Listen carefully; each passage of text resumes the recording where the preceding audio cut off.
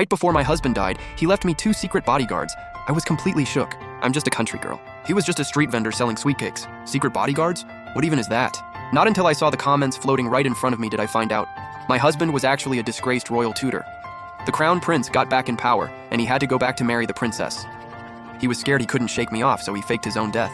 The male lead is way too soft. He should have just gotten rid of this woman right now. She's gonna be a huge problem. This country bumpkin ex-wife finds out the truth, rolls into the capital, causes drama every single day. The princess gets so fed up she calls off the engagement, and the male lead spends forever trying to win her back. Whatever. Knowing this side character ends up getting her tongue ripped out for running her mouth in the capital, that calms me right down. I covered my mouth and stopped going to cry at his grave every day. Just quietly went home. On Lantern Festival, I took the 2 bodyguards with me to burn paper offerings for him. They're really useful though. 2 of them warming up the bed. Definitely beats just you. Honey, rest easy down there. Don't worry, I'm never going to the capital. But 2 days later, my husband, who'd been dead for 3 months, kicked open my fence gate.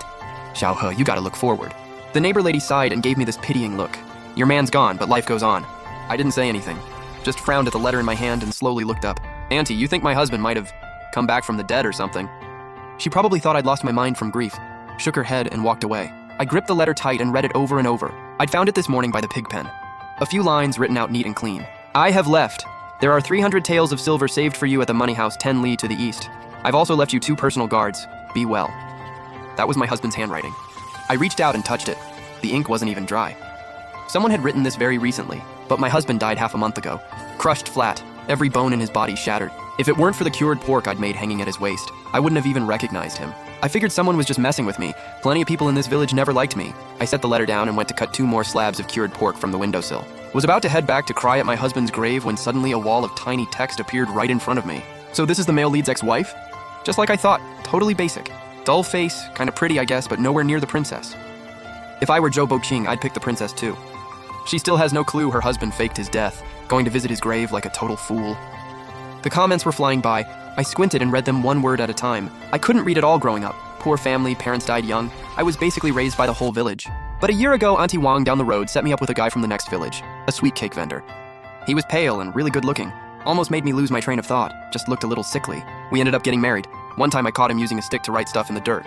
I walked up smiling, and he shoved me away. I'd never seen Zhou Boqing look that panicked before. He wiped out everything with his foot, then finally looked up at me. When he saw my wrist was cut by a rock, something guilty flashed in his eyes. He pulled me to my feet.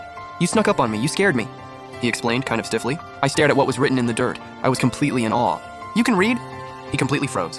I never expected my sickly husband to be such a hidden gem. Knowing how to read meant you went to school. And in our village, only the village chief's grandson had ever done that. He stared at my bleeding palm, went quiet for a few seconds, then got up and soaked a cloth to wipe it clean. That was the first time Zhou Boqing ever spoke gently to me. He said, "You want to learn? I'll teach you."